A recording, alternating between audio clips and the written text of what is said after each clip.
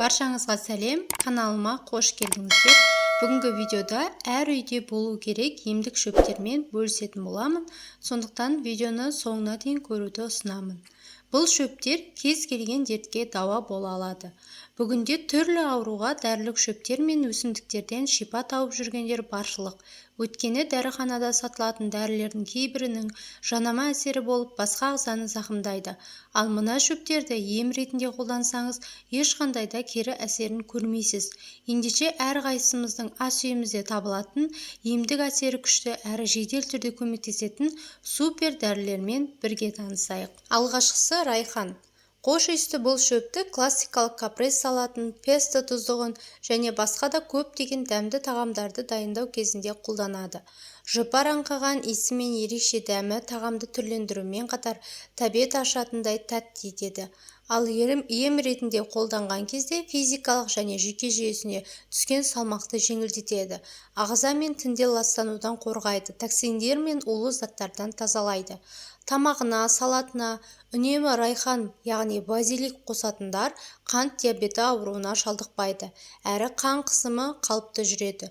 Ал егер осы шөпті шайыңызға қосып ішсеңіз, есте сақтау қабілетіңіз нығайып, алаңдаушылық сезімі азаяды. Келесісі бәрімізге таныс жалбыз. Сіздің басыңыз, буыныңыз ауырып, етеккір келген кезде жер жастанып жатып қалсаңыз, онда жалбыз, яғни мята қосылған шай ішіңіз. Антисептикалық қасиеттерге ие жалбыз ертіндісі ауыз қуысын сергітіп қана қоймайды, сонымен қатар тіс пен қызыл-етті ауруларына алдын алуға көмектеседі. Сондай-ақ іштің ауруы мен шаншуын да керемет басады. Тіпті жүйке жүйесінде мәселесін шешіп, жүрегіңізді тынышталдырады. Егер қатты ашуланып, бойыңызды ыза кернеп, онда осы жалбыз қосылған ваннаға түсіңіз. Сол заматтақ тамаша нәтижесін байқайтын боласыз. Келесісі бұл сәлбен, яғни шальфей.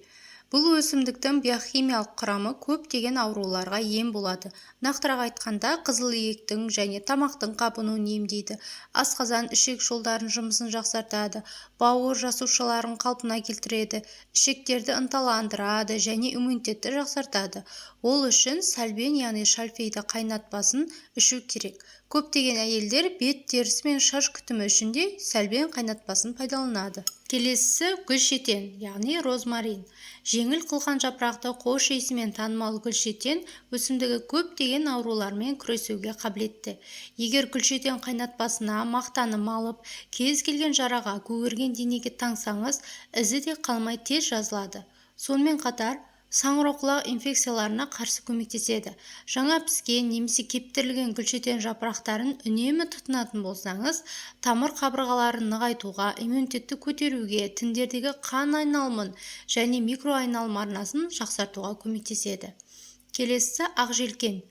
Ең қолжетімді өсімдіктердің бірі болып табылатын ақжелкен, яғни петрушка, бронх, өкпе, жөтел, астма, тыныс алу проблемалары, бауыр, ұйқы без ауруларына ем.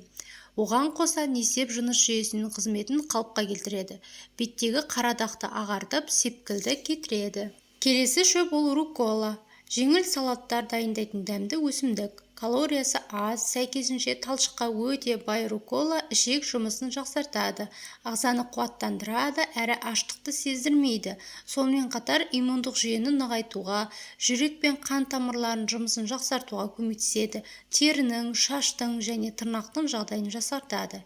Екіншісі, бәріміздің үйімізде күнделікті қолданатын бұл аскөк, яғни укроп. Тағамға ерекше дәм мен әсемдік беретін укроп жаңа туған нәрестелердің іші желденген кезде таптырмайтын ем болады. Өсімдіктің ішек жұмысын қалыпқа келтіретін, ана сүтін көбейтетін қасиеті бар. Сонымен қатар тыныс алу және несеп жүйесінің қызметін жақсартып, қандағы холестерин деңгейін төмендетеді. Енді осы жоғарыда айтып өткен шөптердің қолдану ережесін сақтаңыз. Табиғи шөптер көптеген пайдалы қасиеттерге ие, бірақ олардың биологиялық белсенділігі жоғары болғандықтан оларды мөлшермен ғана қолдану керек. Әсіресе жүкті әйелдер, қарт адамдар, балалар және аллергиямен ауыратындар өнімдерге өте сақ болғаны жөн.